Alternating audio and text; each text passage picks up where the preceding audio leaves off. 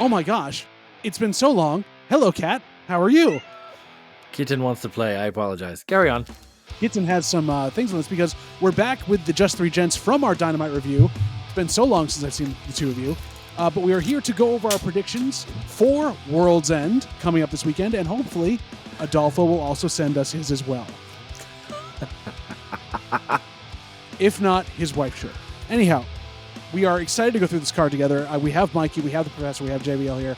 We're going to go match by match with 0 Hour, make our predictions, and then you can tell us in the comments on this later how badly we pick matches. So we start off with 0 Hour on World's End. The first up is Wheeler Yuta taking on Hook for the FTW Championship in an FTW-style match. Gentlemen, who do you have? As much as I would not like to see Wheeler Yuta come out on top, I feel that he is going to win the FTW Championship from Hook. Now, hopefully, this will make the FTW Championship actually mean something, seeing how Hook has had it forever, and it doesn't seem like he really comes out to defend it. So, here's hoping on that. I love Hook. I think Yuta gets it. I think it gives Hook somewhere to go. That's what I'd like to see. I think this potentially might be one of the better matches of the evening. I think they're going to bring it. I'm excited for them to do so. I don't really like the way the FTW matches have gone in the past. I think this is a time for them to redeem it, and I hope that they do so. I'm going to also go Wheeler Yuta because I can foresee if Hook loses the title to Wheeler, then Hook wants to get it back. So imagine if Hook is your new Pure Rules champion, just putting it out there. All right, I'm going opposite. I'm going Hook on this one, and he's going to go through another car windshield, just because. And then we're going to hear Wheeler yell, "Cry me a river." Cry me a river! So we move on from there to a announced 20-man Battle Royal to get a TNT title shot at any time they want, basically a Money in the Bank type of Battle Royal. And no one has been announced for it as of this recording. So we're going to see if anyone wants to come up with who they think is going to win this to be able to take on the TNT title either later in the night or at some point down the road. For the 20-man Battle Royale, I see Penta Cero Miedo coming up on top. Was he announced to be in it? No, but usually in these Battle Royales, this is when they get all the luchadors and whatnot out, and I think Penta's going to come out on top. I'm going to use my Tony Khan bad booking brain, and I'm going to say someone is going to make their debut in this match, and that wrestler who debuts wins. Goldberg. It's going to be Goldberg. It's going to be someone ridiculous. We're all going to go, what are you doing here? Oh, no. And then they win it, and we all have to go, why? And then on Monday, do you have someone in mind? I don't think it's anyone we've thought of in a while. And I don't have a name. I'm just going pure archetype. So a non-answer to try to win this one. It is a non-answer, but it's going to be someone who debuts, and they're going to win it. They're going to do this weird booking. Oh my God, what thing? I'm with the Professor. I think it's going to be somebody who has debuted is going to win this. However, I'm going to go out on a limb. This makes no sense. I do not care because I am privy to some information about a certain somebody who made their AEW Dynamite debut before the show started. Scotty Too Hottie? Yep, Scotty Too Hottie. What? Yes. Yep. Am I going to be right? Probably not, but my vote is for Scotty Too Hottie. Then my vote is for Scotty Too Hottie. That's what I was saying. Somebody totally random who's debuting, who's coming out of the... Oh my God. So here is where I'm going to come in. You're going to know who I have predicted to win another match in the night by who I'm predicting to win here. Okay. The winner of this match is going to be Luchasaurus. And Honestly? Luchasaurus is going to take on Christian Cage later on because Adam Copeland is not winning in the TNT title match. Ooh. Wow. And now you have my prediction for the TNT title match later in the night. If you guys want to put your predictions out for that right now, we can put it out as we do, or we can come to that in the order it is on our card here. As much as I would love to see Adam Copeland come out on top and win the TNT Championship, I think that interference on the outside by Christian's family is going to cause Christian to get the 1-2-3 win on this one. I was going to pick Adam Copeland because I think that would be exciting and fun, and that gives Adam Copeland something to do right out of the gate. It gives Christian something to push against right out of the gate. However, you are correct about Luchasaurus. That gives Christian Cage something to rally against and create more fury and whatever else. I think it's Adam Copeland. I think it's nuts. I think there's a lot of interference that happens here. I wouldn't be surprised if mom or child get involved in this one. But I'm going to say the Adam. I'm going to say the Adam Copeland. I am going to pick Christian Cage only because, I mean, I can't see Tony Khan, but Adam Copeland debuted back in October. It's only been really 2 months. He's had one pay-per-view win against Christian Cage, technically. So I think Christian retains here, and then we even up the score. We'll move on to one of the matches we talked about in our review of, at least for me, 2 really good performers, not any build, so kind of feeling bad that the story's failing them. But we have Miro taking on Andrade El Idolo, and unfortunately Andrade will not have the services of CJ Perry at ringside. She is still recovering from that horrible, horrible injury. 2 big hunks of meat coming at each other. Can't wait. It's going to be awesome. It's going to be violent. And I actually think that Andrade is going to come out on top. I really like Andrade, the last few things I've seen Andrade do, but I'm going to go Miro because Miro is much scary and terrifying, and I'm just excited to watch this one. I'm going to go with Miro as well, and my reasoning for this is because Andrade's contract is coming up very soon, and he's already expressed interest in going back to CMLL in Mexico. So, honestly, if that is true, this is a perfect way for Miro to literally put Andrade out on his back. If this is true, he's not coming back to AEW. I am also picking Miro for this one because I feel like the storyline that's being told is CJ Perry is lining people up to boost Miro's confidence so that he runs through people and finds his center again.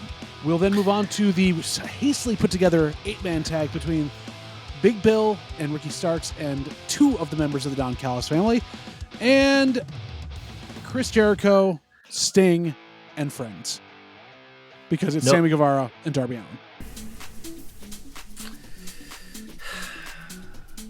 We're really getting into Sting's swan songs, and normally I would give it towards the heels of Big Bill, Absolute Ricky Starks, Kyle Fletcher, and Powerhouse Hobbs. However, as I said, since we are getting into Sting's swan song, in other words, he's retiring this upcoming March, I feel they're going to let him go out on top and give him as many wins as possible. So I see the team of Chris Jericho, Sting, Darby Allin, and Sammy Guevara coming out on top.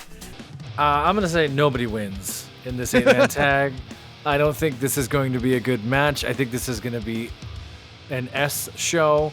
I think this is just going to be a total mess. I don't think any of these folks really work well together individually when I see them. My heart says Sting because they're just kind of gonna let Sting win everything going into the sunset, so I see that. I'm going to go with Les Sex Gods and Sting and Darby to win this one because, once again, just like how I said in the review, that we have Super Maxwell Jacob Friedman.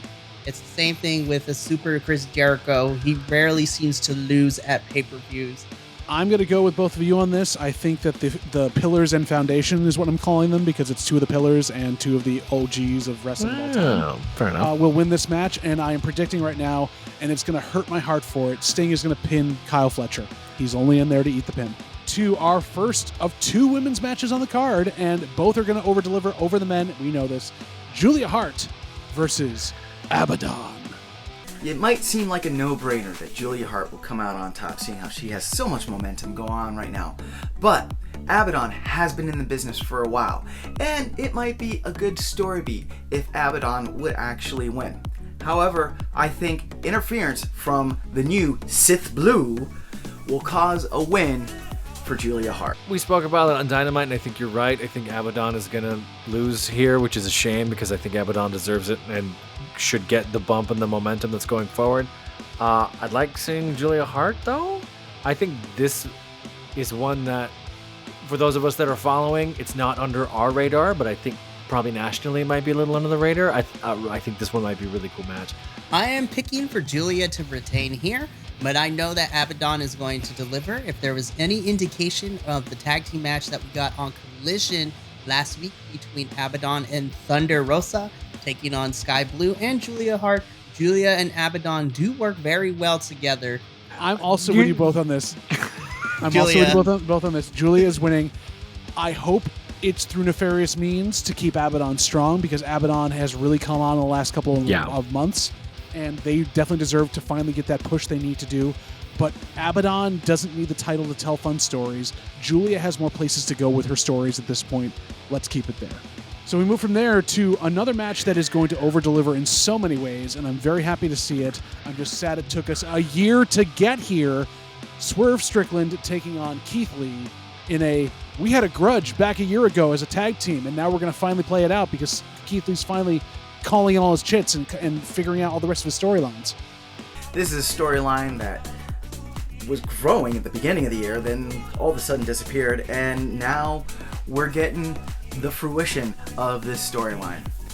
I think that Swerve Strickland's momentum is palpable, and AEW knows it. So I think they're going to give this to Swerve Strickland, and this is going to lead into the year of Swerve Strickland. I could see this going either way. I love the momentum Swerve has. I think Swerve is due, looking at how the Continental Classic kind of folded out. So I think booking-wise, I think Swerve is the right decision. I don't trust booking. I think they're going to make Swerve... I think they're going to screw Swerve. So I'm thinking it's going Keith Lee, even though I love me some Keith Lee. I am going to go opposite. I'm going to pick Swerve. And my reasoning for it, I feel that as much as I don't want to see my boy Keith lose, I feel like Keith can afford to lose here because, I mean, he had a win over Shane Taylor at Final Battle, but Tony Khan doesn't count Ring of Honor wins for anything in the AEW universe, which is sad. But Swerve would have more of a detriment to lose here with all this momentum behind him. So for that reason, I'm going to pick Swerve out of desperation that he needs to win this. I'm also going with Swerve in this one as well. Swerve needs to win this match more than Keith Lee does, and I could see there being some dusty finish with a Shane Strickland appearance or somebody else that just kind of messes with Keith anyways to keep There's Keith a cinder strong. block is going to make an appearance somewhere. Hangman Page could make an appearance, who knows. Timeless Toni Storm versus Reho for the AEW Women's Championship. Toni Storm versus Reho for the AEW Women's Championship. I feel that you have to give this one to Toni Storm. I mean, her momentum right now is ridiculous. Her new black and white Hollywood starlet thing is just knocking it out of the park. So, it's a no-brainer. So we'll see Toni Storm retain her Women's Championship. I think Toni Storm retains. How do you take it from her right now with the way she's doing and what she's doing and how much fun she's having? I just think that Toni Storm is doing so well in the position she's in right now, having so much fun. The audience is behind her. She's running out to the ring without shoes on because those folks are out there. I mean, it's a blast. She's pulling, like clementines out of her butt in front of Tony Schiavone. Timeless Toni Storm is going to retain here for me. It just makes me sad because Reho deserves much better. However, if they are smart and they let these two literally channel their inner stardom, literally, because these two have faced each other in stardom in the past before, I think this is also going to deliver on so many levels and then some. I also have Timeless Toni Storm because this is her match. She's going to go through and win. We then move on to the semi-main event, which probably should be the main event now. I'm sorry, it really should. But we have the final of the C2, Jon Moxley taking on his senpai, Eddie Kingston. This is a tough one. I know a lot of people want to see Eddie Kingston come out with the Triple Crown, which would be fantastic, and you could take the ROH Championship and the other championships, New Japan and the Continental belt, back to ROH. However, I have a feeling that Jon Moxley is going to come out on top, and he's going to be our new Triple Crown Continental Champion. Hacks! I call hacks! This is super hard to pick. I'm going to go against my booking hat and go with my heart and say it's Eddie. I think they give it to Eddie. I think Eddie fights his way through. I don't think they bury the hatchet as friends. I think the Combat Club gets involved. I think there's something messy that happens in here. I think this can potentially be, 1-1A for match of the night, looking at the card that we have here. I am also going with Eddie Kingston here. As I said in the Dynamite review, you cannot create this underdog storyline and then have the promo that both of them cut after Eddie's win against Danielson in the finals of the Blue League for Eddie not to win this. I'm basically going the same thing. Eddie is going to win this one. It was foretold at the beginning this is going to happen, so we're going to have that go. So we get to our main event, MJF versus Samoa Joe for the AEW title. The Devils are lurking. Do we know what's going to go on? Who do you got on this? A titan against a titan! This one has been ramping up and ramping up and ramping up. And I know that a lot of people are saying that Samoa Joe is going to come out on top. I feel that MJF is going to come out on top. I believe that there's going to be interference from the Devil Crew, and that's going to give MJF the 1-2-3 win so he can retain his championship. I think it's shenanigans, and I think it goes to Joe. I think something weird happens here. I don't know what weird thing happens here, but I think it goes to Joe. I think MJF is beat up. That's the story that they're telling and going to tell. I think he's going to really sell the fact that he's been broken in this moment. Long story short, I don't know how we're going to get there. I think it goes to Joe. This one's really hard for me to pick because I'm just thinking ahead of this. I'm thinking, all right, so whoever comes out of this as the AEW champion, who has been lined up to face them? Like, who should the next challenger be? And when I think about it, my number one answer is Swerve should be the next one in line to have a feud for this title. Now, you run into a problem because Swerve is kind of heel, but I think he's more a tweener. Like, he's in between. He could go face or heel. And I could see him going up against Joe as Joe being the ultimate heel. I can also see Swerve go up against MJF. My brain tells me MJF is going to win, but I'm going to ignore it, and I'm going to pick Joe to win because I think Joe makes the better choice in all of this. I'm going against the grain. MJF retains. Yeah. Because the MJF you. We did it. So- We made it to the end. In the name of Centaur Dawn Takeshita, halt! Yeah, hi everybody, it's Editing Adolfo. In true fashion, AEW added one more match to the roster. It's an all-star 8-man tag where you have Claudio Castagnoli, Bryan Danielson, Mark Briscoe, and Daniel Garcia versus Brody King, Jay White, Jay Lethal, and Roosh. How this one's going to play out is beyond me. No idea. It's going to be interesting to watch, though. And Bryan Danielson probably beat everyone up and we'll get the win. Okay, bye. We did. We I have agree. picked our stuff. Watch our watch along. Be there with us the best you can.